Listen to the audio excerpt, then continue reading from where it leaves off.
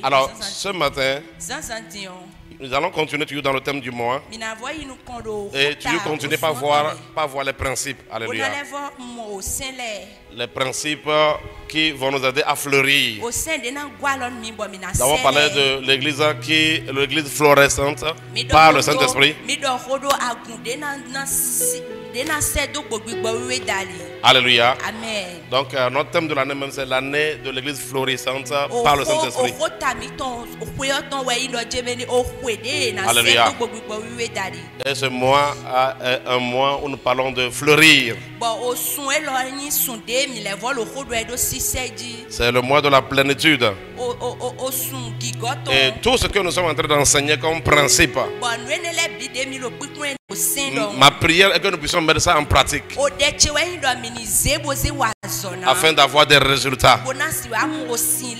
Alléluia. Amen. Si tu ne veux pas que tes dents puissent sentir, il faut brosser les dents. Si tu ne brosses pas tes dents, ça va sentir. Donc il y a quelque chose à faire toujours pour avoir des résultats. C'est comme ça aussi dans la foi chrétienne.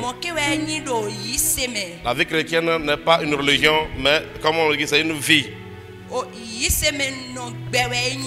Alléluia. Amen.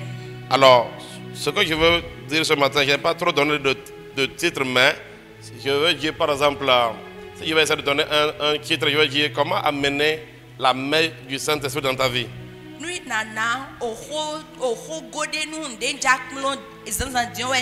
Alléluia.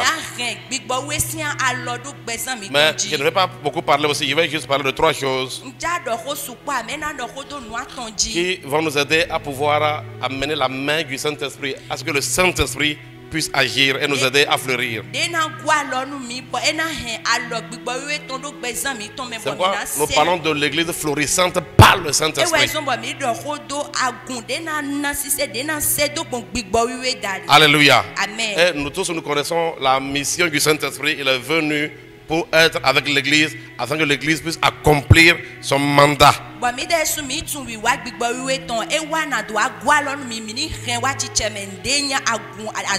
Alors il y a trois choses dont je vais parler qui vont amener le Saint-Esprit à agir dans ta vie. Vous savez, le Saint-Esprit est dans la vie de tous les chrétiens. Mais pour qu'il agisse, il y a des choses qui amènent l'Esprit de Dieu à agir et à intervenir.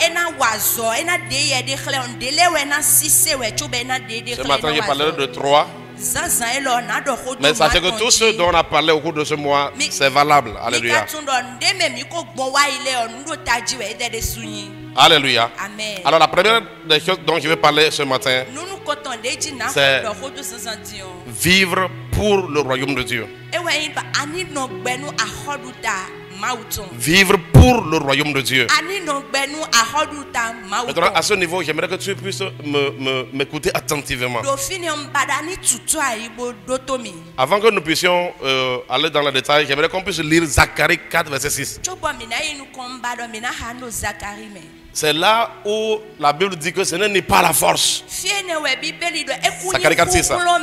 Il dit ce n'est pas la force, ce n'est pas la puissance, mais il dit c'est pas mon esprit qui le Seigneur. Vous savez, aujourd'hui, c'est le Saint-Esprit qui intervient dans notre vie sur la terre. Quand Jésus est parti, Jésus a envoyé le Saint-Esprit pour nous aider. Et Jésus dit, le Saint-Esprit est envoyé pour continuer la mission. Et la mission c'est quoi? Il dit allez et faites de toutes les nations des disciples. Alléluia. Amen. Et le Saint-Esprit, il est sur la terre pour aider à l'accomplissement de ce mandat-là. Parce que Jésus dit, sans moi, vous ne pouvez rien faire. Et aujourd'hui, l'Esprit de Dieu la personne la plus importante sur la terre.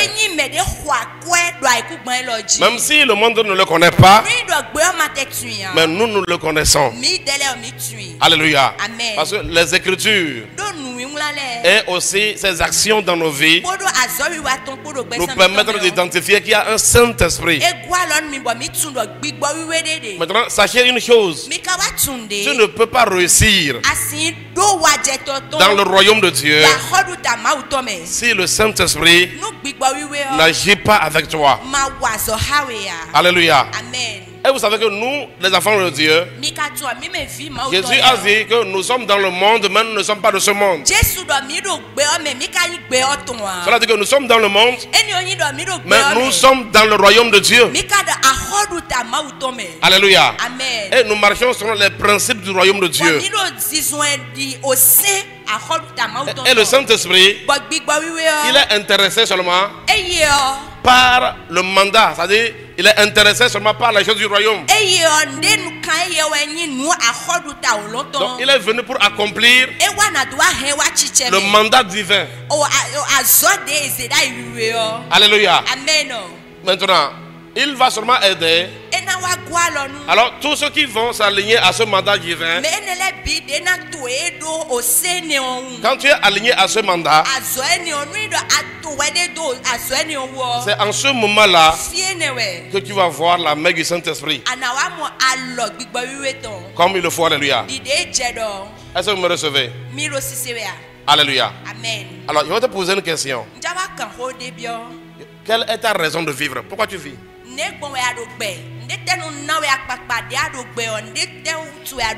Si tu te poses la question de savoir tu vis pourquoi,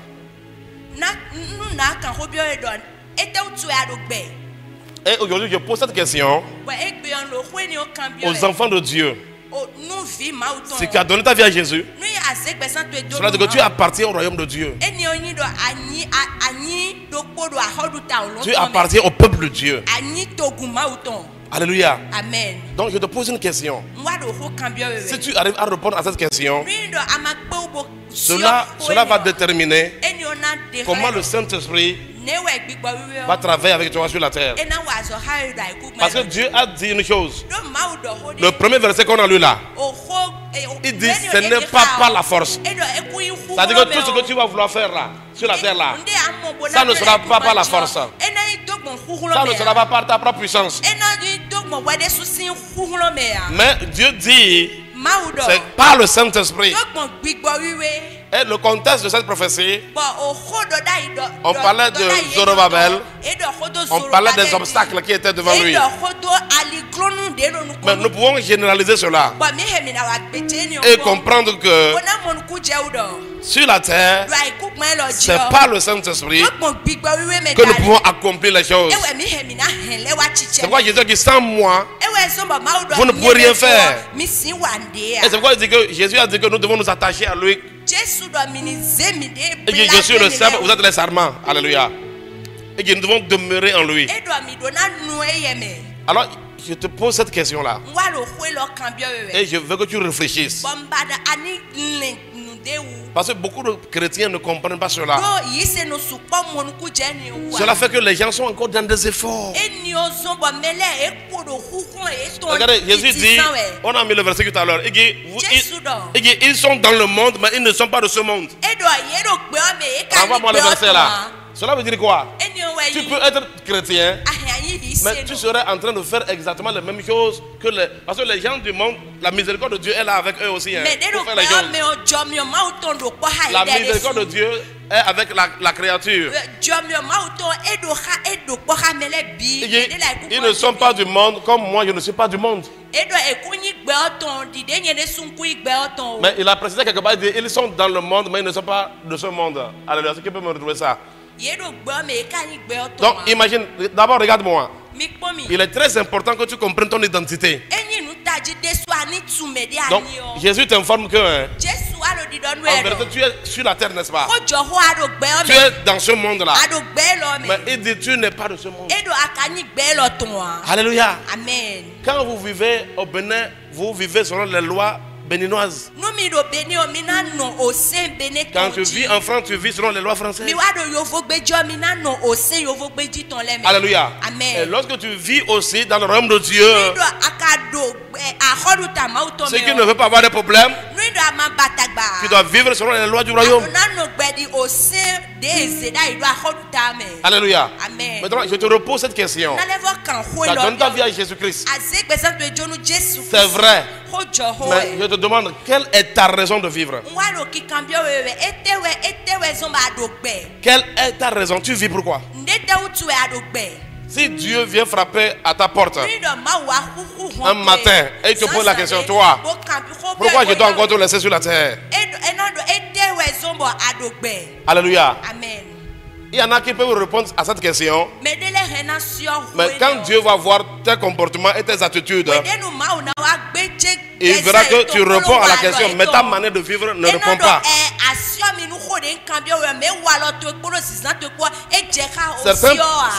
Certaines personnes peuvent avoir la réponse. Mais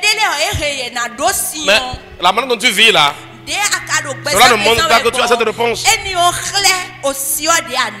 Alléluia. Amen. Quelle est ta raison de vivre? Pourquoi tu vis?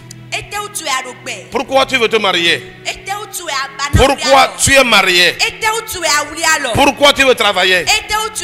Pourquoi tu travailles? Pourquoi tu veux avoir une maison? Pourquoi tu veux avoir un terrain? Tu veux juste les avoir comme le monde aussi les a? Alléluia. Amen. Dans le monde, ils ont aussi la même chose, ils se marient aussi.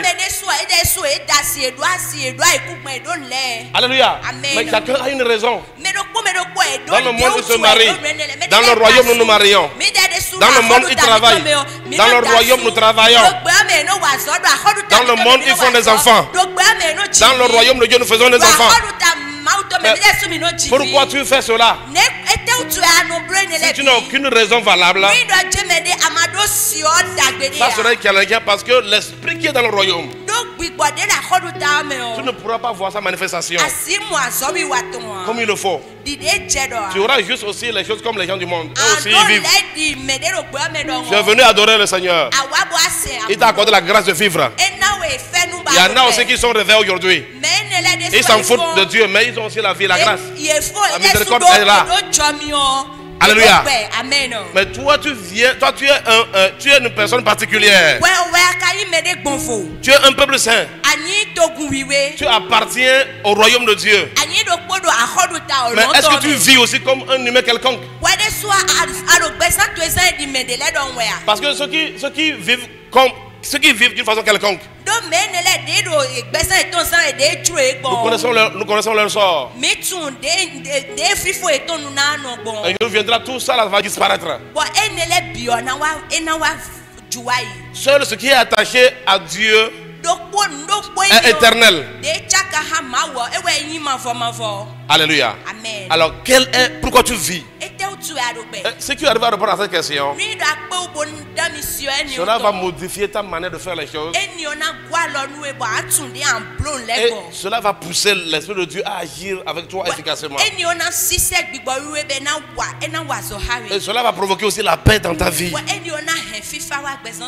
Alléluia. Amen. Pose la question à ton voisin, tu vis pourquoi?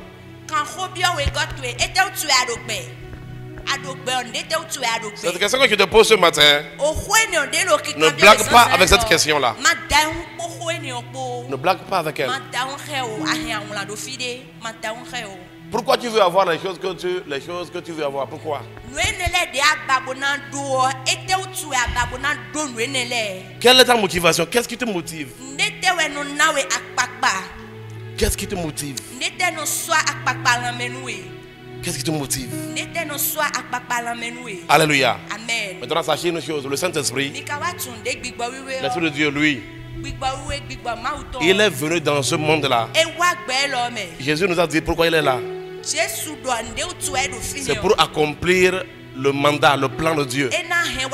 Quand Jésus partait là, il a dit allez et faites de toutes les nations des disciples. Et j'ai enseigné les à observer. Et quand il a dit ça, il dit ça à tout le monde, il dit allez. Il faut aller. Alléluia. Amen. Donc quand vous voyez ce verset, donc le Saint-Esprit, lui, étant sur la terre là, son travail et sa mission, c'est de nous aider à accomplir ce mandat. Donc l'Esprit de Dieu n'est pas venu pour que tu te maries. Non, c'est pas d'abord ça. Mais si tu veux te marier là, ton mariage doit s'insérer dans aller. La finalité n'est pas le mariage. Le mariage fait partie du plan. Mais ce n'est pas la finalité. Donc tu ne peux pas développer ça comme une finalité. Alléluia. Donc c'est nécessaire sur le chemin. Et sachez même que dans le royaume de Dieu, il y en a même là qui ne se marient pas. Dieu leur a dit, toi qui ne te maries pas. Peut-être que vous ne les connaissez pas beaucoup, mais ils sont là. Moi je connais des gens qui ne sont pas mariés. Dieu les a dit, ne vous mariez pas. Ils sont chrétiens aussi comme toi et moi. Alléluia. Donc le mariage n'est pas la finalité. Le travail n'est pas la finalité. Alléluia. Donc cela veut dire quoi? Si tu te maries là, ça doit s'aligner à aller. Tu dois te marier pour que les nations deviennent des disciples. Si tu veux avoir du travail là, tu dois avoir ton travail pour que les nations soient faites disciples. Si ton mariage, si ton travail, si ça ne s'insère pas dans ce plan là, laisse-moi te dire la vérité, tu ne pourras pas avoir l'accompagnement du Saint-Esprit. Mais tu auras simplement les choses comme le monde aussi. Parce qu'à tout le monde Dieu fait miséricorde. Toi qui dois vivre comme un héritier, non juste comme ceux qui ont aussi la miséricorde de Dieu. Alléluia. Amen. Donc pour que l'Esprit de Dieu puisse t'aider, il faut qu'il voit que tout ce que tu veux faire là, tout ce que tu veux faire, il faut qu'il puisse voir que tu fais ça en passant à ça. Laissez-moi, et je vous dis, tout ce que vous allez faire juste pour vous-même, ça va vous amener des frustrations. C'est pourquoi plein de chrétiens sont frustrés. Ils ne sont pas frustrés parce que le plan de Dieu n'est pas en train de s'accomplir. Mais ils sont frustrés parce qu'il y a des choses dans leur vie qu'ils ne voient pas. Mais sache que le Saint-Esprit n'est pas venu sur la terre pour toi d'abord. Alléluia. Amen. Si je dis ça, bon, si je dis ça dans mon contexte, sinon je ne veux pas dire ça, mais il est effectivement venu pour toi, ok? Mais il est venu pour toi dans le, ça dit que genre en accomplissant le plan. C'est pour vous dire qu'au fait, la vision de l'Esprit de Dieu n'est pas pour toi tes besoins égoïstes. C'est-à-dire que le Saint-Esprit n'est pas sur la terre pour accomplir toi tes désirs personnels là. Ce n'est pas ça. Il faut que tes désirs personnels s'inscrivent dans une volonté globale, dans la volonté du royaume. C'est pourquoi nous les enfants du royaume là, Jésus nous a appelés à renoncer à nous-mêmes. Et maintenant à prendre notre croix, c'est-à-dire notre charge, notre mandat, pour pouvoir le suivre. C'est pourquoi quand tu viens à lui, il te dit dépose d'abord pour toi. Il dit renonce à toi-même. Il faut me suivre. Donc j'aimerais te dire que tout ce que tu fais là, quand tu vas faire cela juste pour tes propres plaisirs, je te garantis, même ce qu'il obtient, la frustration va l'accompagner.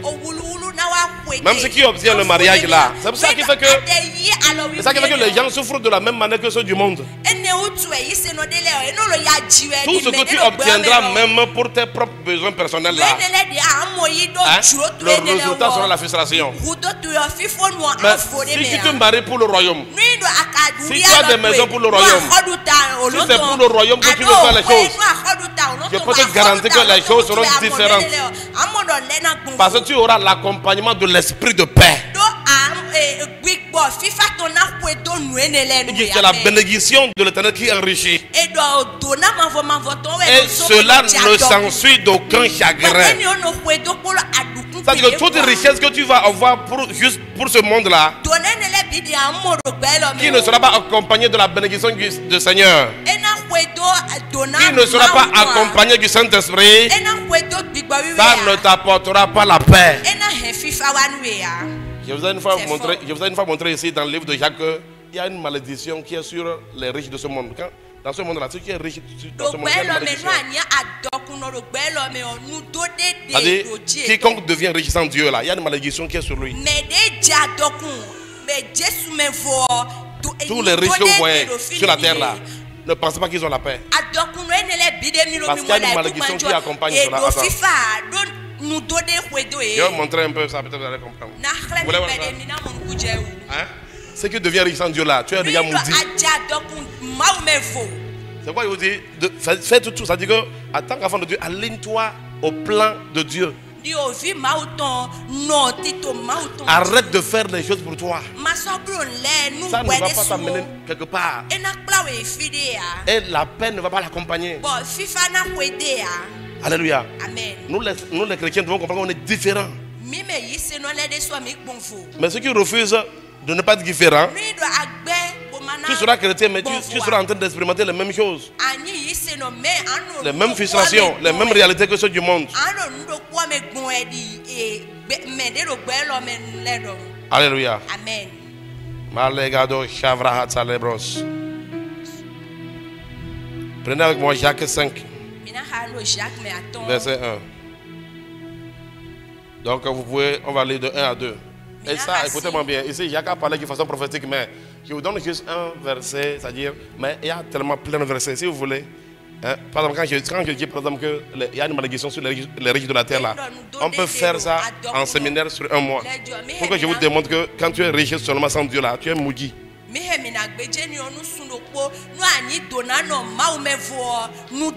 oui. Je peux vous prêcher ça sur un mois. Il y a tellement de versets.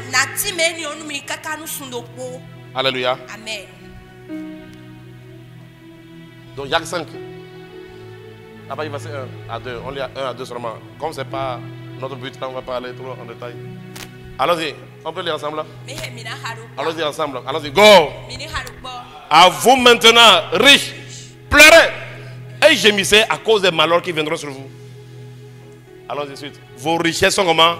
Pourries et vos vêtements sont rongés par la teigne. Alléluia. On peut s'arrêter déjà là-bas. Il dit malheur. Donc le verset 1, il dit quoi? Maintenant, le 1, il va voir. À vous maintenant, riches, pleurez, gémissez à cause des malheurs. Mais,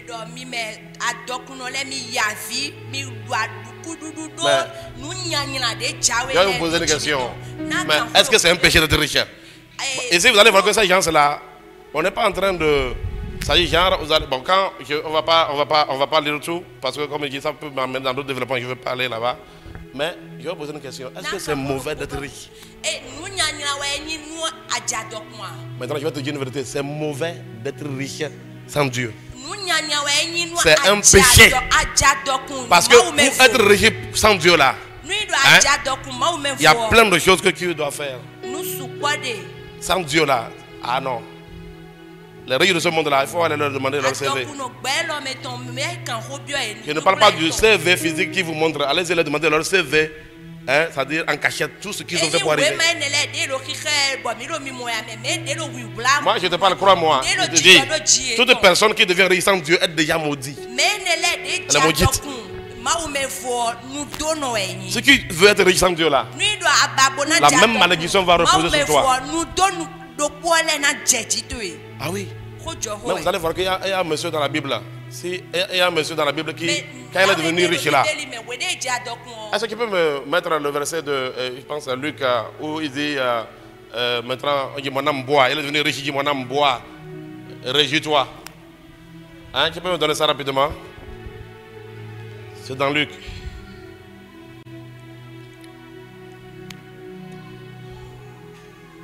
Alléluia. Amen. Donc, bien aimé dans le Seigneur, est-ce que quelqu'un peut m'écouter? Écoute-moi. Vous savez, c'est la parole de Dieu qui nous délivre. Ouais, ce que Dieu nous dit là, c'est une grande délivrance. Il y a beaucoup de jeunes ici, vous êtes des chrétiens, mais vous voulez courir comme les gens du monde. Vous les regardez aussi et vous êtes... c'est comme ça. Bien aimé, dans le royaume, il y a aussi ceux qui sont arrivés sans qu'il y ait, comment on dit, les chagrins, la détresse, le stress. On peut aller, on dit, il leur dit cette parabole. Les terres d'un homme riche avaient beaucoup rapporté. Et il raisonnait en lui-même, disant que ferais-je car je n'ai pas de place pour céder ma récolte. Parce que son problème, il n'est pas chrétien. Tant que tu deviens riche sans Dieu, ta mentalité ne peut pas être celui du royaume. Ce monsieur-là, il ne peut pas opérer sans Dieu. C'est que vous opérez en dehors de la mentalité du royaume. Alléluia. Quand je vous dis par exemple que je peux vous enseigner ça en séminaire, c'est parce qu'il y a plusieurs raisons pour lesquelles il y a des malédictions qui pèsent sur les riches. On peut développer ça. Alléluia. Quand vous allez continuer dans Jacques, là, vous allez voir certaines raisons. Celui-ci, lui aussi, il a son cas. Lui, il est devenu guénon. Qu'est-ce qu'il va faire? Il ne pense pas au malheureux, ce n'est pas son problème. Il est dans son propre ego. Et il dit, voici, je ferai abattre mes greniers, j'en bâtirai de plus grands, j'y amasserai toute ma récolte et tous mes biens. Et c'est comme ça que les gens pensent, non, je vais devenir riche. Ils vont me comprendre, ils vont me sentir. Ce n'est même pas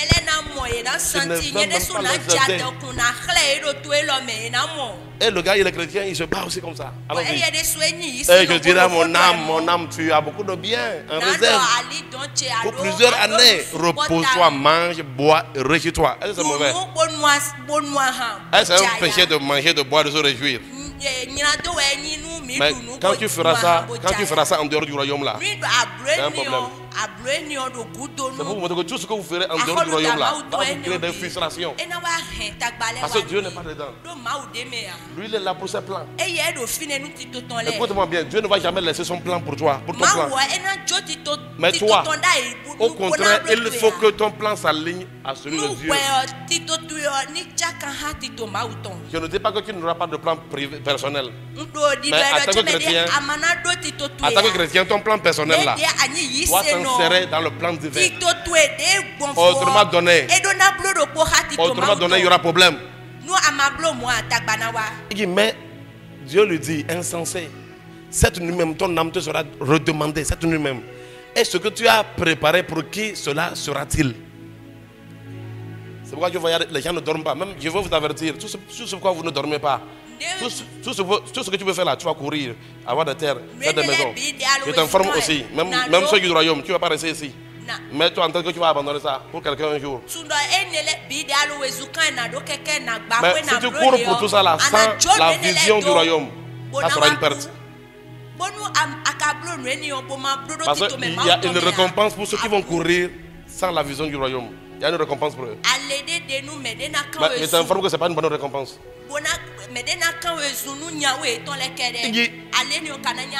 Et Dieu dit, Jésus dit, il en est ainsi de celui qui amasse des trésors pour lui-même et qui n'est pas riche pour Dieu. Qui n'est pas riche pour Dieu. Ce verset-là, ça va vous aider à comprendre ce que je vous dis. Alléluia. Amen. Donc, quand quelqu'un veut être riche selon Dieu là, comment être riche selon Dieu? C'est que là, tu dois respecter le protocole divin.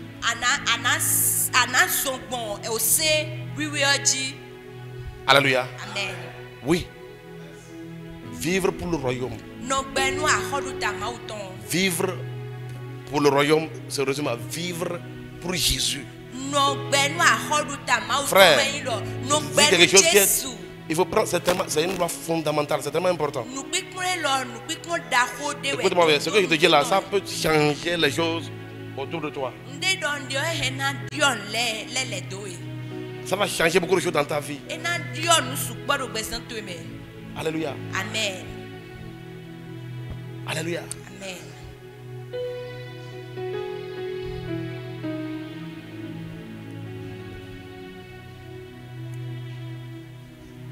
Il en a ainsi de celui qui amasse des trésors pour lui-même et qui n'est pas riche pour Dieu. C'est pourquoi je vous dis que quand tu fais tout pour devenir riche sans Dieu là, il y a déjà une malédiction sur toi. Peu importe. C'est pas que tu allais voler ça. Mais à partir du moment où c'est pour des intérêts égoïstes, il y a un problème. Ici on parle de quand quelqu'un se marie juste pour lui-même, ses propres intérêts, il y a un problème. Si quelqu'un est dans un mariage juste pour ses propres intérêts, il ne peut pas avoir la paix. Il y a un problème. Alléluia. Amen. Ça, je vous le dis, mes frères.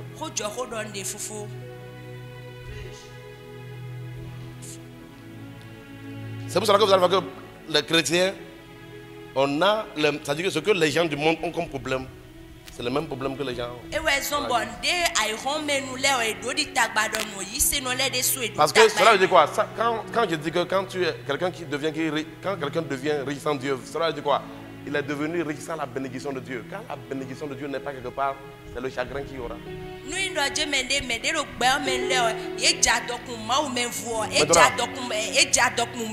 Je vais te poser une question. Tu cours comment? Comment cours-tu? Tu cours comment?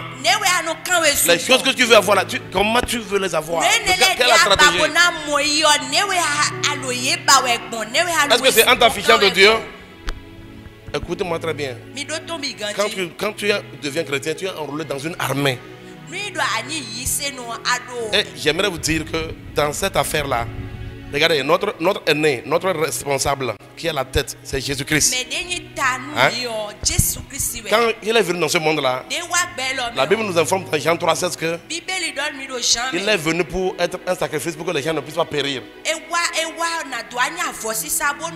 Maintenant, quand tu es enrôlé dans cette armée-là, toi aussi là, ça doit être ta vision. Tu dois vivre pour que beaucoup soient sauvés. Tu dois vivre pour que beaucoup ne périssent pas. Alléluia. Amen. Oui. Même quand tu veux te marier là, Seigneur. C'est pourquoi les gens sont là, oh je veux marier, ça traîne des blocages partout. Parce que Dieu ne voit pas, l'Esprit de Dieu ne voit pas son intérêt dans toi, ton programme. Tout ton problème c'est que je vais me marier dans le quartier, ils vont voir. Je vais me marier dans le quartier, ils vont voir quelque chose de l'enfant de Dieu. Ok, quand on va voir quelque chose de l'enfant de Dieu, ça fait quoi? Et puis après, alléluia. Amen. Est-ce que vous êtes sûr que c'est ça le but? Mais c'est qui dit tout à l'heure que je veux me marier. Et dans le quartier, beaucoup seront sauvés. Parce qu'on peut voir que tu es un chrétien, c'est un constat. Oui, tu es un chrétien. Même la Bible dit que même les démons croient en Dieu. Les démons disent ça, c'est Dieu. Mais ça ne les change pas. Quelle est ta motivation? Quelle est ta motivation? C'est pourquoi vous allez voir que nous remplissons les églises. Nous remplissons l'église, mais vous allez voir que on est là. Ça dit que c'est pour tourner en rond en fait quoi. Pourquoi? Parce que nous n'avons pas les intérêts de Dieu. Quand Dieu nous regarde là, il ne voit pas ses intérêts en nous. Mais sinon je te dis la vérité, si Dieu voit ton intérêt, son intérêt en toi. Vous savez, je donne toujours un témoignage d'une chose qui m'est arrivée une fois. Il a compris que vraiment Dieu là, c'est impressionnant. Une fois, je me suis fâché par rapport à quelque chose. Et je voulais que Dieu intervienne. J'étais très fâché et il me dit, quand il demande au Seigneur d'intervenir, il me dit, ton voisin n'est pas sauvé, mais tu n'es pas fâché. Il m'a dit, ton voisin n'est pas sauvé, tu n'es pas fâché. Tu es fâché pour cette chose inutile. Et tu veux que moi j'intervienne. J'ai dit, mais Seigneur, quelle est la relation entre mon voisin n'est pas sauvé et ce que moi je suis en train de te présenter ici?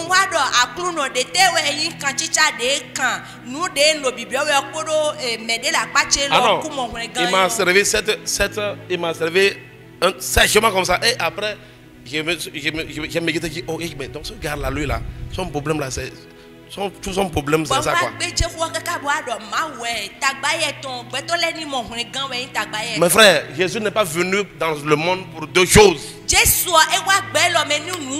n'est pas venu pour deux choses. Il n'a pas envoyé non plus l'Esprit de Dieu pour deux choses. Dieu a tant aimé le monde qu'il a donné son Fils, afin que quiconque croit en lui ne puisse pas périr.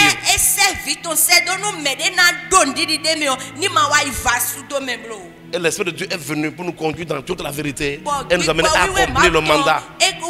Faites de toutes les nations des disciples. Ma question que je te pose là, est-ce que ton travail fait des disciples? Est-ce que ton mariage fait des disciples?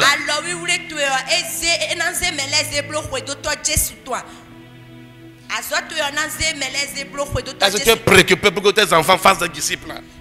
C'est pas vous allez voir que les chrétiens courent de la même manière que le monde court. Nous ne courons pas de la même manière. Non, attention.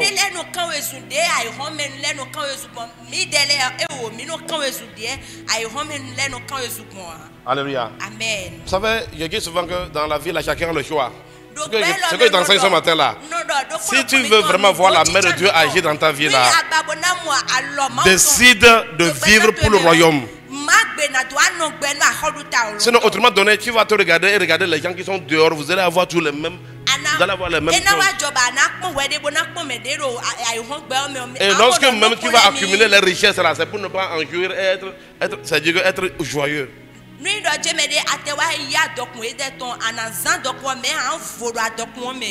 Alléluia. Ne sois pas dans les illusions. La paix n'est que dans le royaume. Jésus dit, je vous donne ma paix et je vous laisse ma paix. Ne sois pas dans l'illusion. La vraie prospérité réelle n'est que dans le royaume.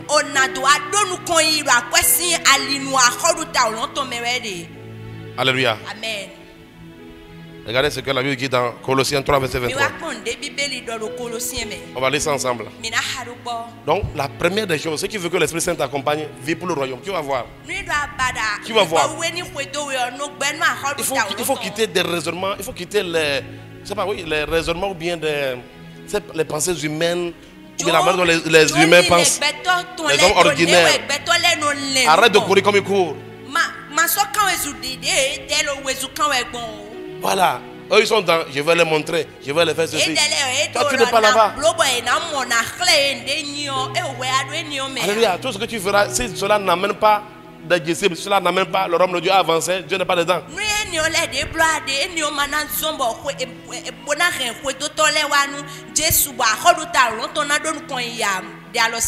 Alléluia. Amen. Un jour, je ne dis pas ça pour essayer de...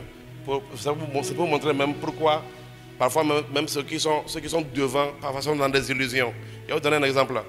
J'étais en train de parler avec un responsable de l'église. Alléluia.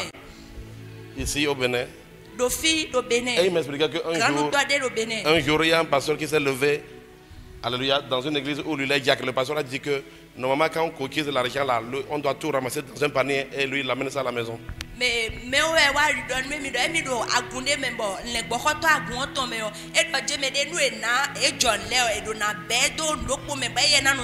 ils lui ont expliqué, on dit non, l'argent de l'église ne peut pas fonctionner comme ça. Et il me dit qu'il a tapé sur la table, il les a dit, vous allez voir. Je serai le premier à conduire tel type de véhicule. Je serai le premier à conduire ça.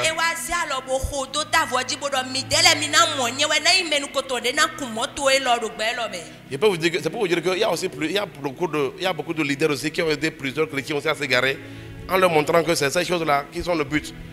Et lui, il a demandé, mais le fait de conduire ce type de véhicule-là, Est-ce que c'est ça le rôle? Est-ce que c'est ça la vision?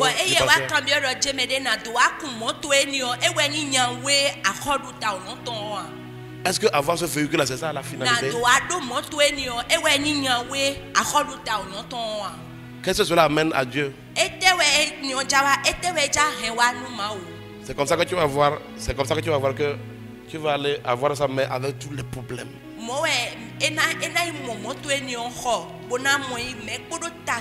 Dis à ton frère, la paix est seulement en Dieu. Dis-le ça, la paix. Dis-le, tu veux avoir la paix. Fais les choses selon Dieu. Et tu vas voir. Et puis tu vas voir, quand l'Esprit de Dieu t'accompagne là, hein, il te donne la sagesse divine. Et il va te donner, il te montre comment faire. Et tu vas voir que tu ne vas pas. Les gens souffrent pour avoir, tu ne vas pas souffrir. Alléluia. Tout le temps, vous pouvez avoir des vélos, mais la manière dont l'autre a fait pour l'avoir là, c'est pas la même chose. Pourquoi? Parce que toi, regardez, la différence entre le vélo d'un païen et mon vélo. Qui veut connaître la différence?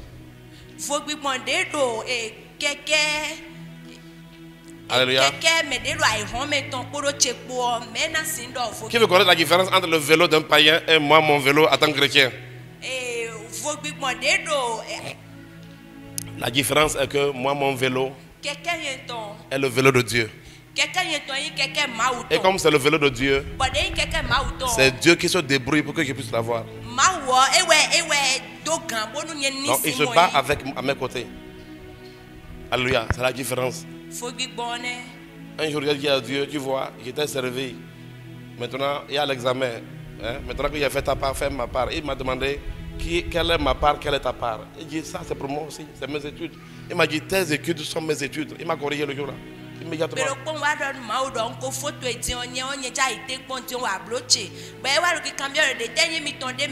Il m'a dit, pourquoi tu parles, pourquoi tu veux, nous sommes ensemble, pourquoi tu veux séparer les choses?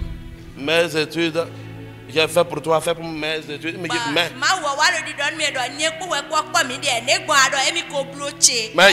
j'ai toujours parlé comme ça, il m'a laissé. Souvent là, il y a des choses que Dieu te laisse aujourd'hui. Il attend le moment favorable pour te corriger et te montrer que c'est pas ça. Alléluia. J'avais toujours parlé comme ça, il ne m'a rien dit. Mais un jour il m'a parlé. Il m'a dit non. Il dit pourquoi tu dis mes études? Il m'a dit tes études sont mes études. Alléluia. Amen. Et je n'oublie jamais le Seigneur m'a dit le jour là. Il m'a dit d'ailleurs toi, je t'ai laissé étudier, mais il dit beaucoup de tes frères là, je les empêche d'étudier. Hein. C'est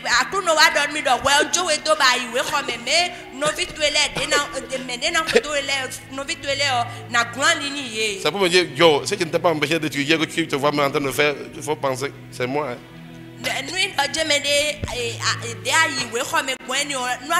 Ah oui, il y a des gens aussi, quand le Seigneur les appelle au ministère comme ça, tu ne continues plus certaines choses. Hein.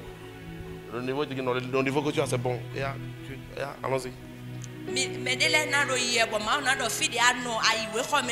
Dieu, il avait utilisé des pêcheurs, les gens qui n'ont pas étudié, ils ne continuent pas aussi à étudier, ils ne continuent pas à utiliser les pêcheurs aujourd'hui. Donc si toi on te laisse faire, c'est que c'est une grâce.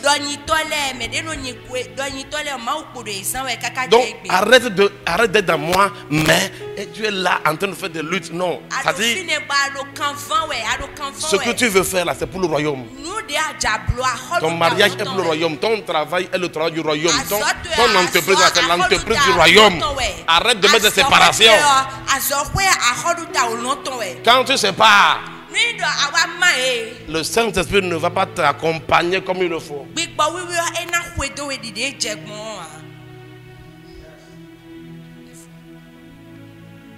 Regardez-moi, il y a une différence entre je viens t'aider et je suis avec toi.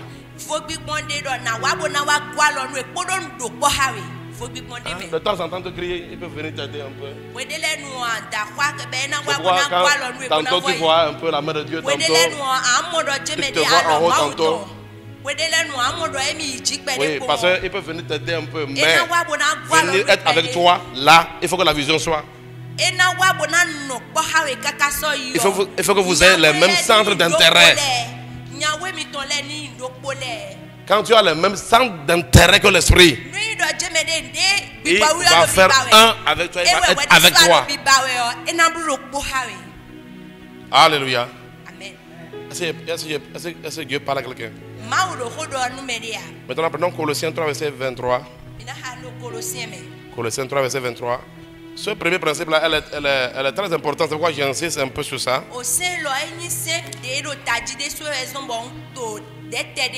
Lisons ensemble. Go. On est ensemble. Go.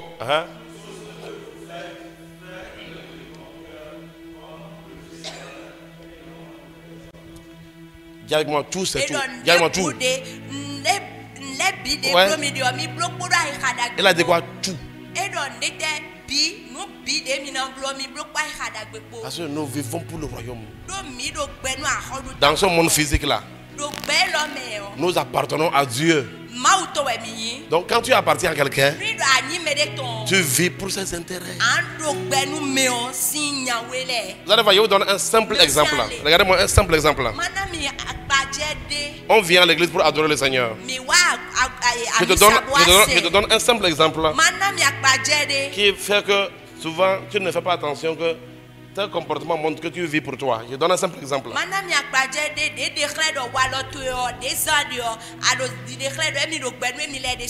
Quand nous venons, chaque temps est pour Dieu. Prenons le temps de l'adoration. Parfois, il arrive que tu viens à l'église. On est en train d'adorer Dieu. Mais toi, tu n'es pas content, tu es frustré. Et tu n'arrives pas à participer à ça. Alléluia. Donc, les gens sont en train d'adorer Dieu. Mais toi, tu n'arrives pas. Et quand tu vérifies, à cause de quoi? À cause de toi, tes problèmes. Donc, à cause de toi, tes problèmes, l'adoration de Dieu s'arrête. Alléluia. Amen. Mais quelqu'un qui vit pour le royaume de Dieu là, il va dire en lui-même que même si moi j'ai des problèmes, Dieu mérite que je l'adore. Je suis de son royaume. Et tu vas voir que même si tu as des problèmes, tu mets ça de côté pour adorer la personne qui a le pouvoir de résoudre le problème. Je vous donne un simple exemple. Et tu vois que quand tu as la mentalité de vivre pour le royaume, tu vas découvrir que rien ne va t'empêcher de faire quoi que ce soit pour le Seigneur. Parce que tu vis pour lui et pour toi. Dis à ton frère, c'est un niveau. Mais je te donne une information. À partir d'aujourd'hui là, Dieu nous appelle à ce niveau là. C'est le meilleur des niveaux, c'est la maturité, c'est le niveau de la maturité. Il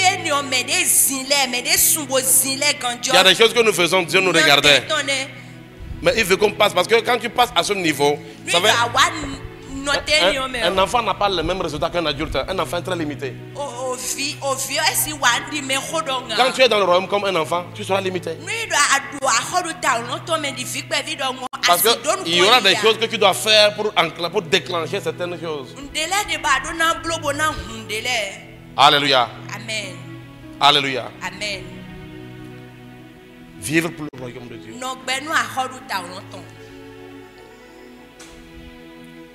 Travailler pour lui. Faire le commerce. Il y a des gens qui vont voir quand il veut faire commerce là, il planifie tout.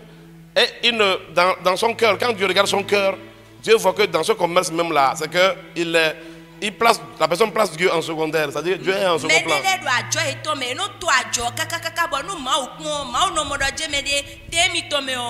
Bon, Dieu, laisse-moi réussir ce commerce et puis après on va voir ton cas, on verra ce qu'on peut faire pour toi. Laisse-moi d'abord réussir ça et puis on verra ce qu'on décidera de toi. Donc il n'est pas invité pour faire d'abord le commerce.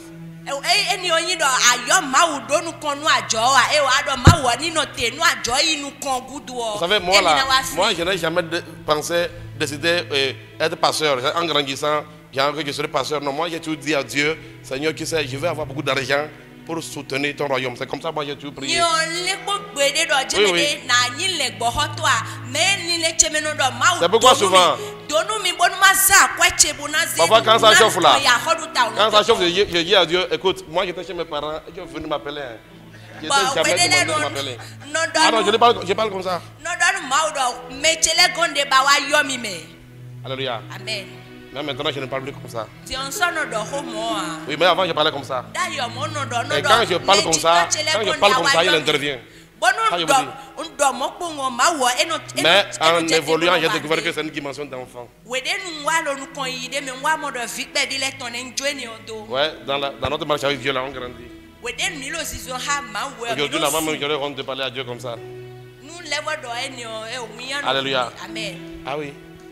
Aujourd'hui, là, je sais maintenant des phrases, qu'est-ce que je dois dire dans les mêmes circonstances, là, qu'est-ce que je dois dire là, je sais ça aussi. Pour avoir les mêmes résultats. Alléluia. Amen. Sinon, je ne voulais pas être pasteur ou prophète ou quoi. Non, jamais. Moi, mon rêve était toujours d'être un grand ingénieur.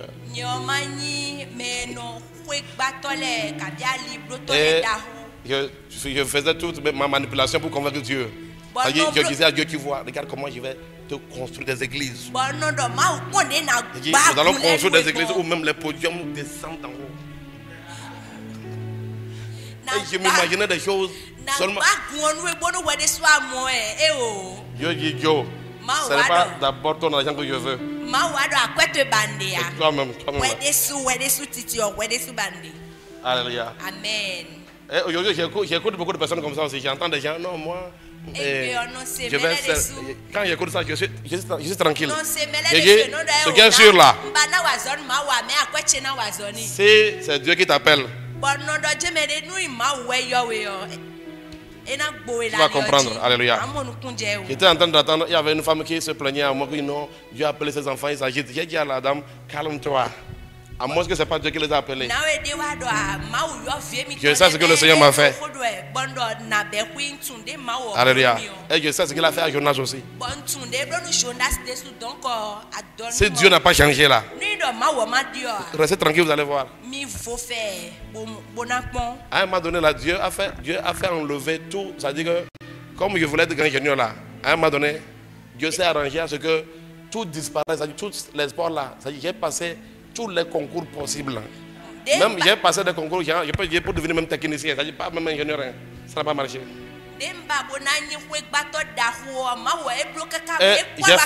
J'ai fait 3 ans dans ça. Et à un moment donné, j'ai dit à Dieu, bon, j'ai conclu que donc, Dieu ne veut plus que j'étudie.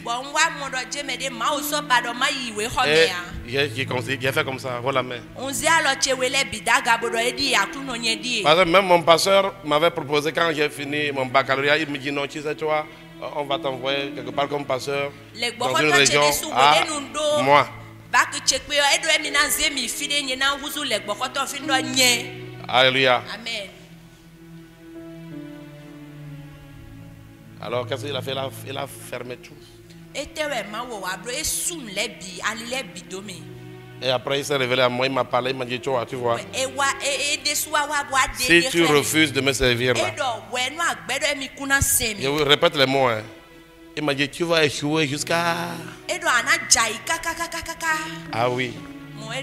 Ça c'était une expérience, ça fait partie des moments où le Seigneur s'est révélé à moi. Alléluia. Direct. Et au premier niveau, j'ai été scandalisé. J'ai dit, mais comment Dieu peut faire ça? Parce que je pensais que c'était le diable qui me bloquait.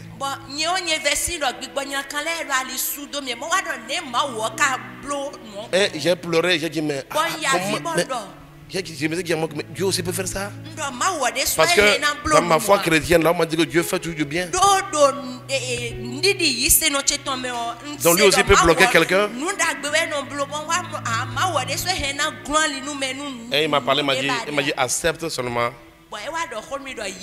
de faire ce que je te dis et tu vas voir.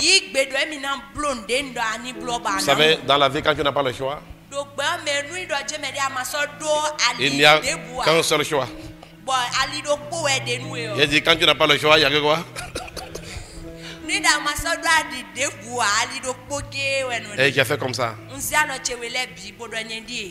Quand j'ai fait comme ça, d'abord quand le Seigneur m'a parlé, j'ai accepté dans mon cœur. Mais je n'ai pas dit, bon, ok, maintenant je suis prêt. Non. Donc, ce qui s'est passé, c'est que partout où je vais dans les églises, dans toute église où je vais là, on prophétise sur moi. Il y a un garçon ici. Même il y a des fois, je suis allé dans une église là, l'Esprit de Dieu m'a transporté depuis le derrière pour m'amener devant l'autel. Je me suis retrouvé devant l'autel. Quelqu'un ne m'a pas touché. Je ne sais pas comment je me suis retrouvé là-bas. Et c'était un homme de Dieu qui a quitté la Côte d'Ivoire. Il est venu pour la première fois seulement au Togo. Et je n'oublie jamais, le gars disait que ça fait 11 ans qu'il voulait venir au Togo, mais il n'a pas pu venir depuis 11 ans. Et vous savez, parce que je suis quelqu'un, je suis tellement mathématicien que souvent j'aime raisonner. Est-ce que ce n'est pas une manipulation? Est-ce que le pasteur là ne savait pas que je venais? Et il a parlé au gars là par hasard. Parce que souvent, après des expériences spirituelles, nous avons nos raisonnements qui opèrent. Dieu, il fait tout pour que tu comprennes que non. Tu réfléchis, tu fais, tu traces les cosinus, tu n'en donnes pas. Alléluia. Amen. Et un jour, j'ai compté après jusqu'à 7 fois. Même il y a une dame qui devait prier pour moi un jour, me dit non, tu vois, quand je prie pour toi, je vois un ange. J'ai demandé à Dieu pourquoi tout le temps tu dois. Jusqu'à un moment donné, j'ai peur même d'aller dans un programme. Parce que je sais que là. Voilà. Et le Seigneur m'a dit, mais. C'est le jour-là, il m'a dit, mais depuis que je parle là, tu n'as jamais dit oui. J'ai dit, Seigneur, oui. Et c'est fini. À peine 6 mois après, je me retrouve au Bénin. Il est passé par un homme de Dieu pour m'amener au Bénin. Je n'avais pas la nationalité béninoise. Je l'ai eu en moins d'1 heure de temps. Ce que les gens avaient en chose en son temps là, tu vas avoir 3 mois pour l'avoir. Je vous épargne des détails. C'est pour vous dire que quand j'ai accepté là, mais dis donc, c'est comme si les 3 ans là, une accélération. Imaginez que je devais aller à l'unité de Lokossa. À l'unité de Lokossa là, si ton baccalauréat a fait 3 ans déjà, on ne t'accepte pas. Jusqu'à présent là, je ne suis pas allé. Ça y est, je dis à ces gens là que non.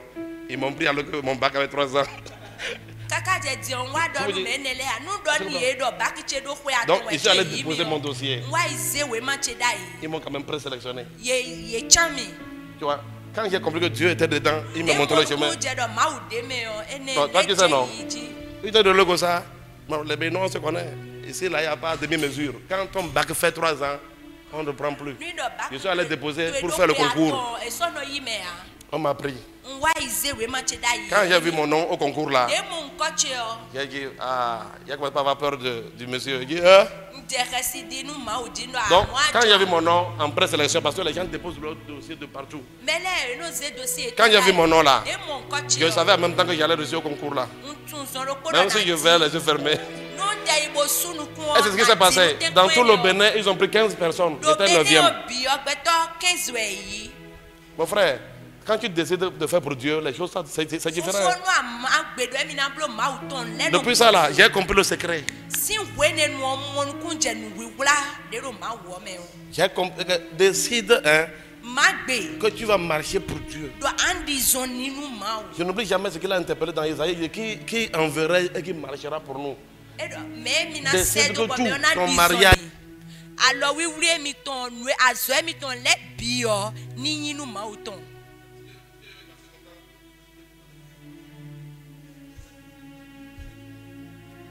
nous na ze wenu chebona timen mi de lewa jogbon legbon ana do gan de bouton ame le na ro ye listen de jedo. Amen.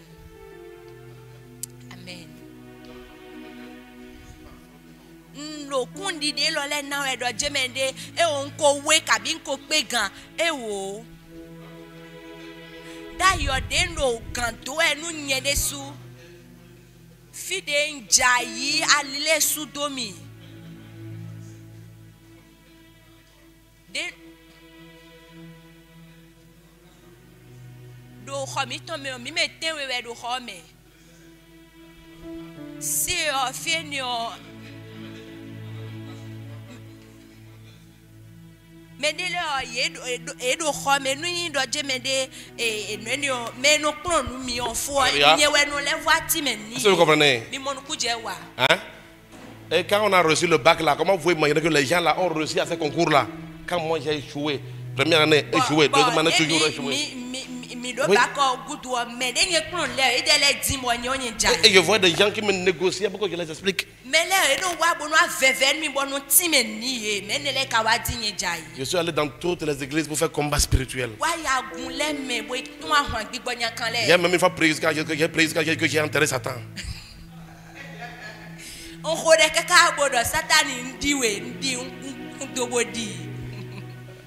Je veux justement à quelqu'un que si tu es ici aussi qui veut faire le même parcours, je veux t'aider.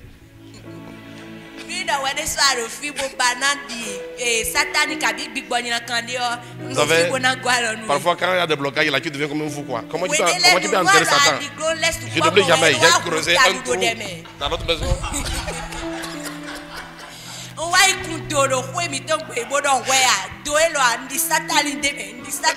Aujourd'hui, je découvre que si Satan était enterré là-bas, la maison a des problèmes.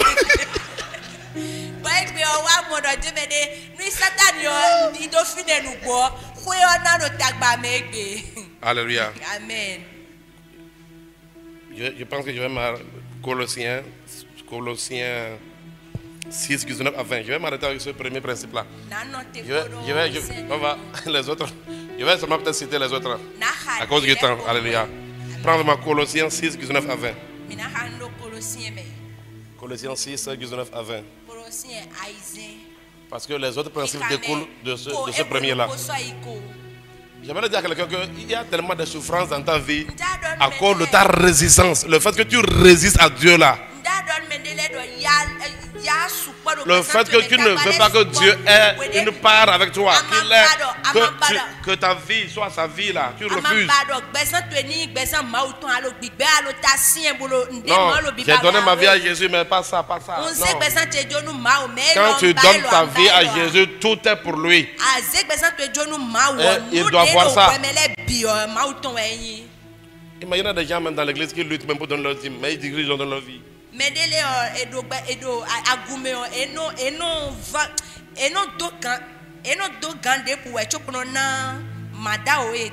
Alléluia.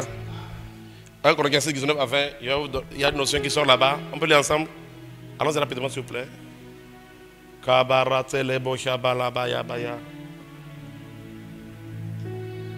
Le temps est venu que nous puissions abandonner tout, Seigneur.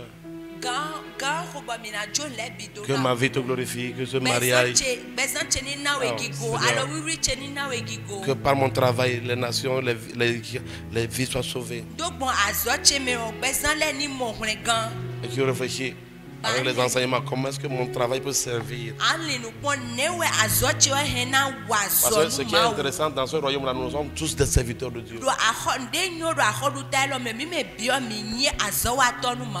Il dit, ne savez-vous pas que votre corps est le temple du Saint-Esprit qui est en vous, que vous avez reçu de Dieu et que vous ne vous appartenez point à vous-même? C'est la phrase qui dit, vous ne vous appartenez plus. Dis à ton frère, quand tu es venu à Jésus, tu ne t'appartiens plus. Mais dis à ton voisin, Jésus t'a acheté par son sang.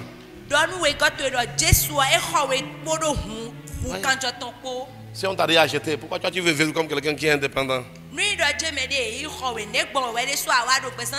À partir du moment où Jésus t'a acheté là, tu n'es plus indépendant. Mais ceux qui veulent être indépendants, ceux qui sont indépendants, c'est ceux qui sont dans le monde. Donc finalement, tu auras la même situation que ces gens-là. Les mêmes luttes, les mêmes batailles. Et quand même, tu te rassures quand même. Je fais des exploits.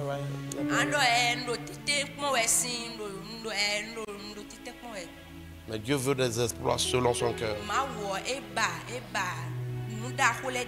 Dis avec moi, je ne m'appartiens pas. Je ne m'appartiens pas. Je suis la propriété de Jésus.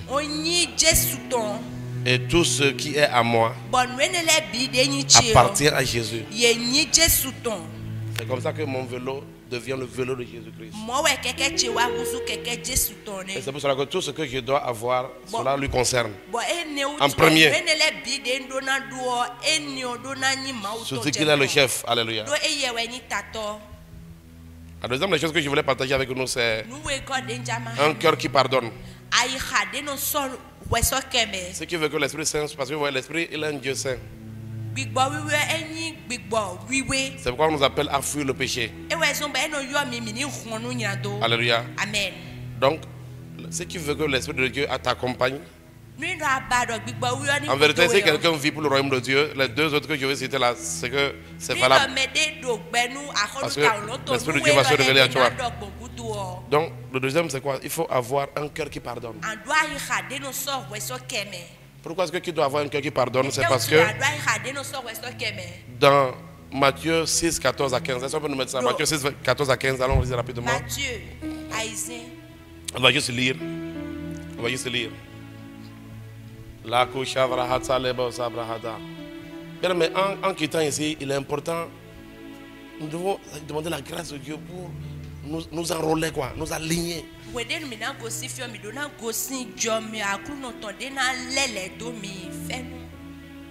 savez, souvent, beaucoup n'ont pas la patience. Est-ce qu'on peut dire ça? Allons-y, go. Si vous pardonnez aux hommes leurs offenses, votre Père Céleste vous pardonnera aussi. Verset qui suit? Mais si vous ne pardonnez pas aux hommes, votre Père ne vous pardonnera non plus vos offenses. C'est pour cela que ce principe aussi est important. Donc imaginez si Dieu ne t'a pas pardonné, c'est compliqué. Alléluia. Donc ça veut dire que tu peux être quelqu'un, tu t'impliques dans... D'abord quand tu t'inscris dans vivre pour le royaume, le but de ta vie, c'est que il faut que les nations... Donc le but de Dieu doit devenir ton but. Et tu fais tout en conséquence de cause. Maintenant, il faut que tu aies un cœur, le cœur qui pardonne. Parce qu'on dit, si Dieu ne te pardonne pas, c'est compliqué. Je vous ai dit que si tu n'as plus le choix, il y a un seul choix. Donc si je n'ai pas le choix de pouvoir garder quelqu'un en rancune, j'ai un seul choix, c'est de pardonner. Parce que en tant qu'enfant du royaume, il dit, si je ne pardonne pas aux hommes, mon Père aussi ne me pardonne pas. Mais comment tu veux que le Seigneur t'accompagne? Comment tu veux que Dieu t'accompagne alors que toi tu ne veux pas pardonner? Vous savez, je vais vous dire une vérité, quand vous allez comprendre qui est Dieu, vous allez voir que vous allez cesser vraiment, vous allez commencer par faire attention à chaque détail même de votre vie, pour vérifier si cela s'aligne à lui. Et quand l'Esprit de Dieu voit ça là, il va t'aider. Il y a des gens à qui Dieu ne parle pas parce qu'il sait que tu n'es même pas intéressé à l'écouter. Mais quand il voit que tu es intéressé à l'écouter, il sait, Dieu sait tout. Il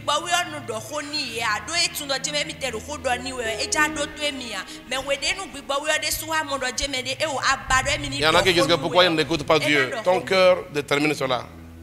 Alléluia. Parce qu'il met brebis entendre ma voix. Ton cœur, c'est-à-dire que quand Dieu voit que toi, en vérité, à chaque fois, c'est que toi, tu fais juste les choses. Lui aussi, il ne va pas. L'Esprit de Dieu ne va pas perdre son temps pour dire qu'il te parle. Mais quand il voit que tu es intéressé vraiment à mettre la priorité chaque fois, depuis ton cœur, il va t'aider. Il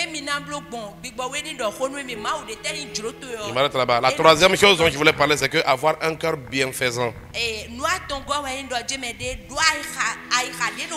savez, une chose qui caractérise quelqu'un qui est de Dieu, c'est qu'il veut que les autres réussissent. Montrez-moi.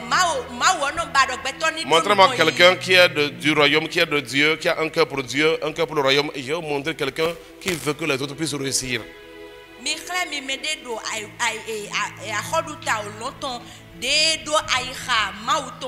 Ce n'est pas quelqu'un qui dit non, moi je veux réussir, les autres là je m'en fous. Mais je vais réussir.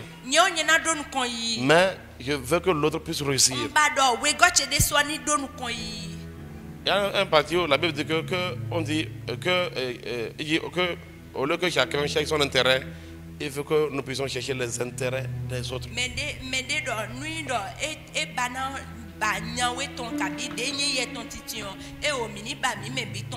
Tu vas voir que quand tu es dans le royaume de Dieu là, tu vas voir que l'autre est concerné parce que Christ est mort pour les autres. Alors,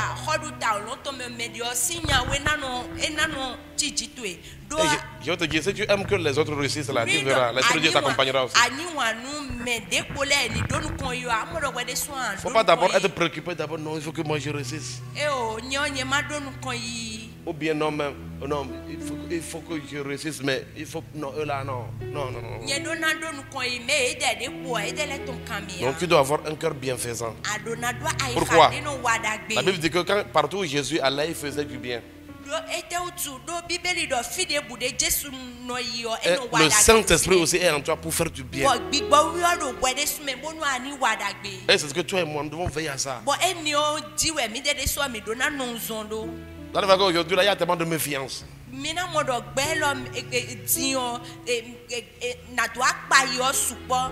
Excusez-moi, j'ai remarqué surtout au Bénin, il y a tellement de méfiance. Le Mali est un pays musulman, mais vous n'avez aucune idée de comment les gens s'aident. Un pays musulman. Hein?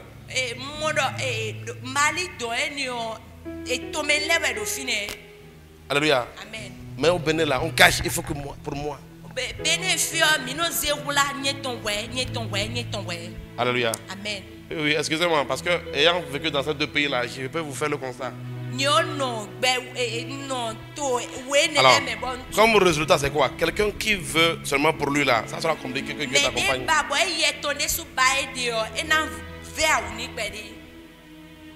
Alléluia. Amen.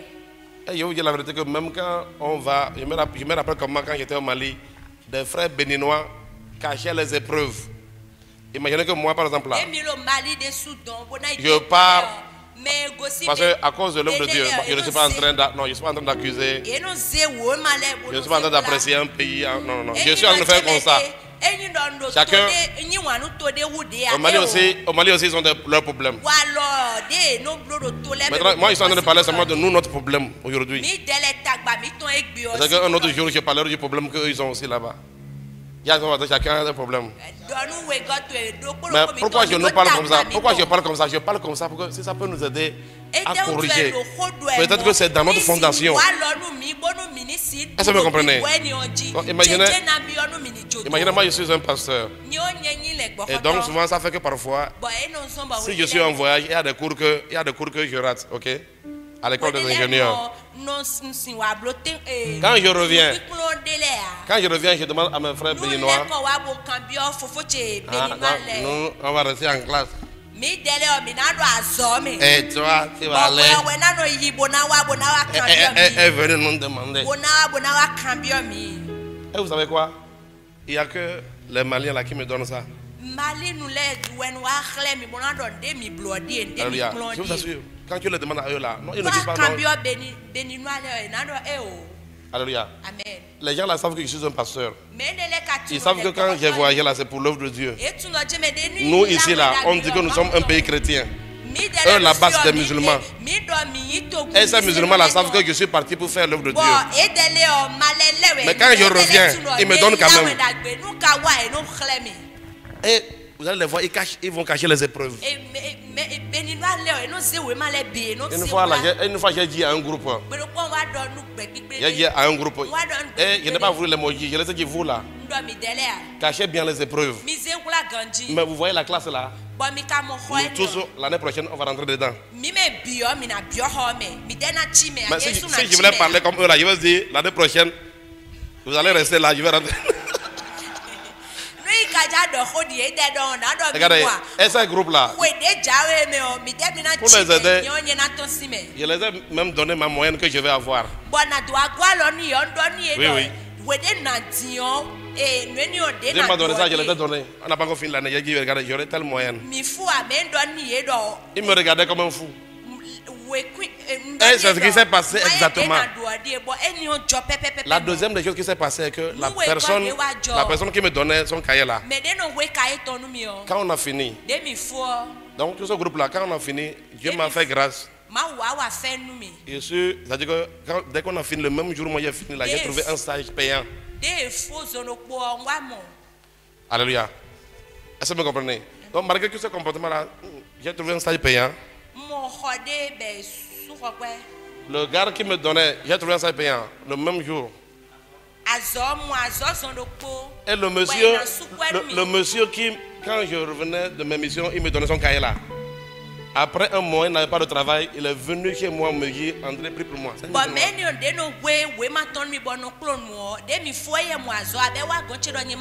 C'est lui que j'ai dit que j'ai prié pour lui. Et il n'a pas déposé son dossier dans une entreprise. On l'a appelé là-bas. Alléluia. Et aujourd'hui là, il est vice-directeur là-bas.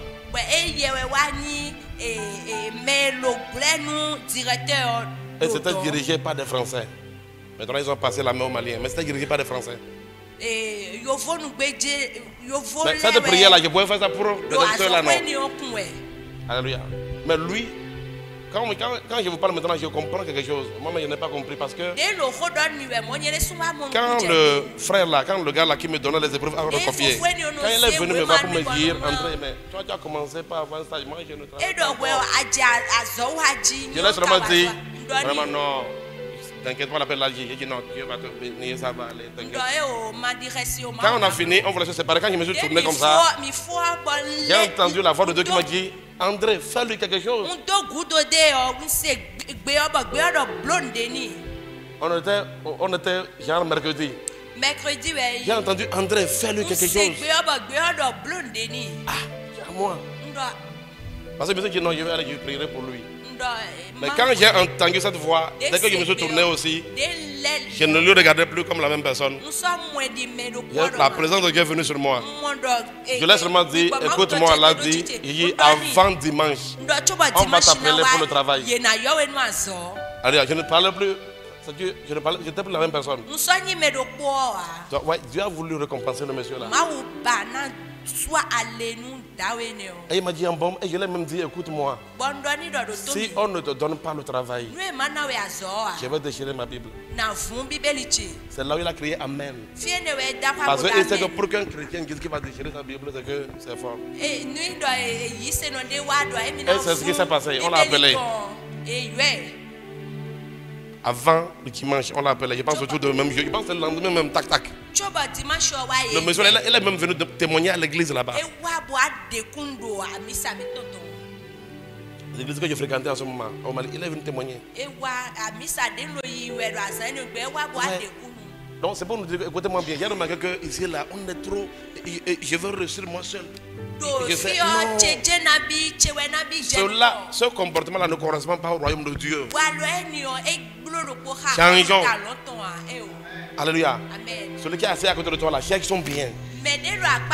Dis-toi que je veillerai à ce qu'il aille. Alléluia. Amen. Qui sait que la vérité fait mal?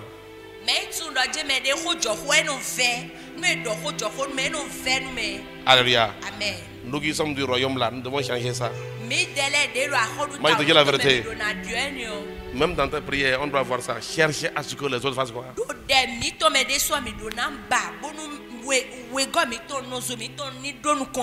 Cherche que les autres avancent. Dis, qu'est-ce que je peux faire pour mon frère? Qu'est-ce que moi je peux faire pour que lui il avance? Si tu réfléchis comme ça là, l'Esprit de Dieu va t'aider. Proverbe 11, 25, je finis avec ça. Proverbe 11, 25. C'est un principe divin. Proverbe 11, 25, je finis avec ça. On peut aller, go. Les gens ensemble, l'âme quoi? L'âme bienfaisante sera comment? Et celui qui?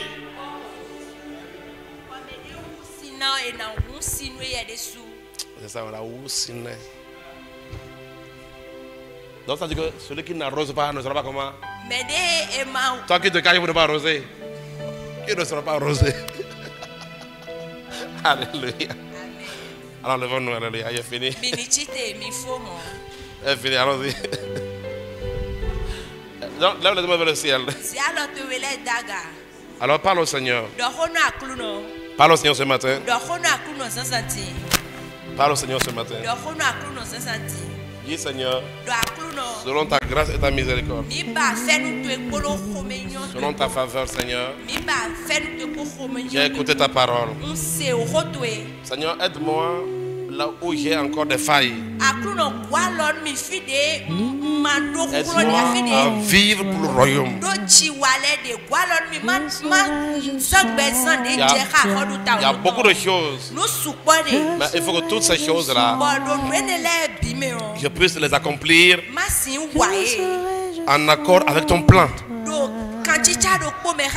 Tu as dit, allez et faire de toutes les nations des disciples. Il faut que mon mariage, le travail, même avant tout ce qui est à moi, tout ce qui est à toi, puisse répondre à cet appel. Alors, au cours de l'enseignement, il y a eu des choses que tu as constatées. Le Saint-Esprit, il est là. Alors, j'aimerais que tu lui parles. Dis Seigneur, là où j'ai failli, accorde-moi la grâce, Seigneur, de vivre pour toi. Alors, j'ai parlé du manque de pardon. Alors, si tu es ici et tu as besoin de pardonner, il faut pardonner. Pourquoi est-ce que tu vas mettre des blocages dans ta vie? Ouais, sur la croix, Jésus a dit quoi? Il a dit, Père, pardonne-les. Je vais vous dire la vérité, quand vous refusez de pardonner, à partir de ce moment aussi, il y a certaines choses qui s'arrêtent. Alléluia. Vous devenez comme un sol aride. Parce que le manque de pardon montre qu'il y a une sécheresse de l'esprit. Parce que le Saint-Esprit ne peut pas s'associer au manque de pardon. Oui, tu pourras parler en langue, hein, et même manifester l'onction. Parce que Dieu donne les dons, il donne. Mais celui qui réussit, c'est celui qui marche avec Dieu, qui aura un succès selon le cœur de Dieu. Celui avec qui Dieu est, c'est lui qui aura la paix. Aucun don spirituel ne va t'apporter la paix. Tu peux prophétiser de grandes prophéties, mais être la personne la plus ficelée de la terre. Parce que le Saint-Esprit n'est pas présent. La Bible dit, c'est avec Dieu que nous allons faire des exploits. C'est pour cela qu'il est très important que nous puissions pardonner. Le pardon, c'est une décision qui s'aligne avec la volonté de Dieu. Tu n'es pas obligé de marcher avec tout le monde, mais d'aller manger avec tout le monde. Mais de la même manière, Dieu ne veut pas que tu gardes quelqu'un dans ton cœur. Et Jésus a même dit, priez pour ceux qui vous persécutent. Et personne n'a jamais dit que c'est facile. Et c'est pour cela que l'Esprit de Dieu est là. Alors demande son aide. Pourquoi tu veux aller seul? Parce que la Bible dit dans Ecclésiaste, malheur à celui qui est seul. Il dit, deux personnes valent mieux qu'une personne. Quand plusieurs sont ensemble, c'est plus qu'une personne. Parce qu'il est malheur à celui qui est seul. Alors, bien dans le Seigneur, tu as besoin d'être avec le Saint-Esprit. Demande-lui son aide afin de pardonner.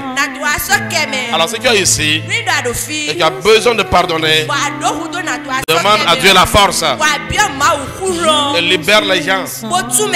Alléluia. Seule la prière peut les changer. Alors il est très important que dans cette saison, nous puissions attirer la main du Saint-Esprit. Parce que nous devons fleurir. Nous devons prospérer selon le royaume. Nous devons avancer selon le royaume.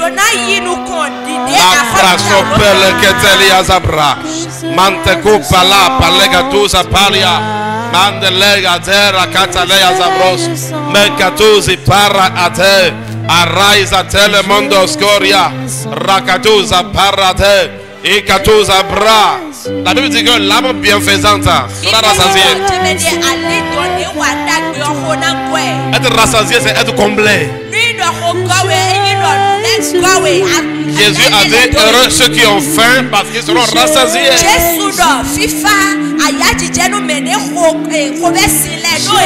Être rassasié, c'est être rempli de Dieu. Tu dois chercher le bien des autres. Tu dois décider que les autres là, je dois participer à leur avancement. La Bible dit que partout où Jésus allait, il était rempli du Saint-Esprit. Il allait de lieu en lieu et il faisait du bien. Alors, tu dois faire du bien. Il y en a qui disent que non, les hommes sont méchants sur la terre. Malgré la méchanceté des hommes, toi, tu dois faire du bien en t'alignant à la sagesse divine. Parce que Dieu continue de faire le bien malgré la méchanceté des hommes. La Bible dit qu'il fait lever le soleil sur le bon et le méchant. Alors il est très important pour toi, enfant du royaume, toi et moi, nous devons avoir le caractère du royaume. Et c'est ce que le Seigneur nous demande, d'être des âmes bienfaisantes. Et celui qui arrose, il sera aussi arrosé. Parfois nous vivons des sécheresses parce que nous ne voulons arroser personne. Parce que nous nous renfermons. Nous voulons vivre pour nous.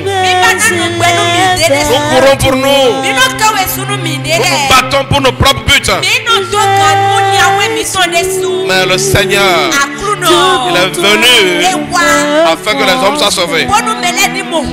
Pour bâtir des disciples. Pour gagner des âmes.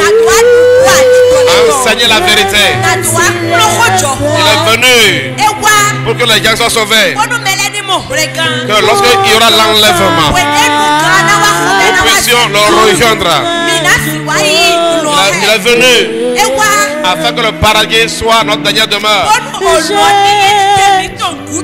Et étant dans ce monde-là, nous ne sommes pas de ce monde, mais nous sommes appelés à faire des exploits. Il dit avec Dieu, nous ferons les exploits. Alors si tu veux faire des exploits, le Saint-Esprit doit intervenir dedans. Et le Saint-Esprit, il est là pour Jésus. Il est là pour que Jésus soit glorifié. Et la Bible nous dit que nous devons glorifier Dieu dans notre corps. Toi aussi tu dois vivre pour glorifier Jésus. Et tout ce que vous faites là, faites-le de tout cœur pour Dieu. Et non pour les hommes. Même si Si c'est les hommes qui sont bénéficiaires, ne les regardez pas. Faites ça pour moi. Faites ça pour moi.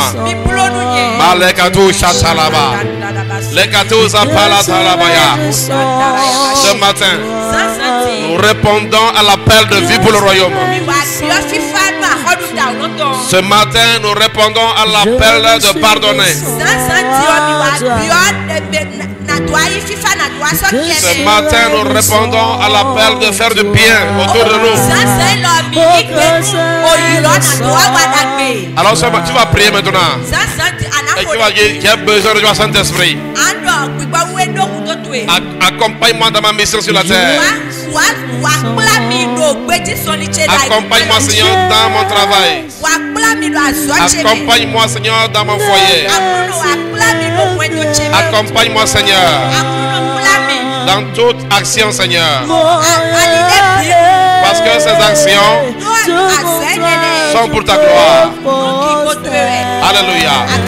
Et je prie, alléluia, que le Seigneur se révèle à toi et qu'il t'inspire les choses selon son cœur que tu dois accomplir pour lui. Il y en a aussi qui savent ce qu'ils doivent faire et ils veulent faire ça sans lui. Même s'il te dit ce que tu dois faire, il faut le faire avec lui. Moïse a dit à Dieu, si qui ne m'accompagne pas, il ne veut pas aller. Dieu dit que je t'envoie. Il a compris que je vais aller avec toi. À compter de 116 ans, je te vois aller avec Dieu. Je te vois marcher avec Dieu. Je te vois réussir dans tes entreprises. Je te vois marcher selon le cœur de Dieu. Je te vois faire de l'éternel tête de Lisa. Il fait de l'éternel tête de Lisa. Et il te donnera ce que ton cœur désire. Dans cette saison, que l'Esprit de Dieu envahisse ta vie. Que le Saint-Esprit envahisse ta vie. Que le Saint-Esprit œuvre dans ta vie. Parce que ce n'est pas la force et la puissance, mais c'est pas mon esprit. Je te vois faire tout par le Saint-Esprit. Je te vois agir par le Saint-Esprit. Je te vois décider par le Saint-Esprit. Que cela soit ainsi pour toi au nom de Jésus. Je prie en ce moment-là pour tous ceux qui sont malades ici, au nom puissant de Jésus. Tandis que nous sommes dans cette atmosphère, nous ordonnons la guérison. Au nom de Jésus, reçois la guérison. Reçois la guérison. Reçois la guérison. Reçois la guérison. Si tu es ici, il y a un fardeau qui pèse sur toi, ou bien un fardeau satanique déposé sur ta vie. Ce matin, au nom puissant de Jésus, que ce fardeau soit brisé. Que ce fardeau soit brisé. Si tu es ici, tu as besoin d'une solution à cause d'un problème, je prie pour toi. Que le Seigneur se révèle, alléluia. Que Jésus devienne la solution. Que Jésus se révèle à toi comme le Dieu de la solution. Alors, au nom puissant de Jésus, reçois la solution à tout défi. Au nom de Jésus, reçois la solution à tout problème. Au nom puissant de Jésus. Au nom puissant de Jésus. Au nom puissant de Jésus. Que tes mains soient bénies. Que l'œuvre de tes mains soit bénie. Que tu prospères dans tes entreprises. Parce que tes entreprises sont à l'éternel. Prospère au nom de Jésus. Prospère au nom de Jésus. Prospère au nom de Jésus. Père, qui sont merci. Élève la voix, bénis le Seigneur. Que ce mal de tête reçoit la guérison. Si tu sens des maux de tête chroniques, au nom puissant de Jésus, sois guéri. Je commande à ce mal de dégager. Si tu es ici qui a fait un mauvais rêve, je déclare que ce rêve ne s'accomplira pas. Au nom de Jésus, ce rêve ne s'accomplira pas. Au nom puissant de Jésus. Père, nous te disons merci. Et là, on va bénir le. Bénis le Seigneur. Malagado Shabalabalaba.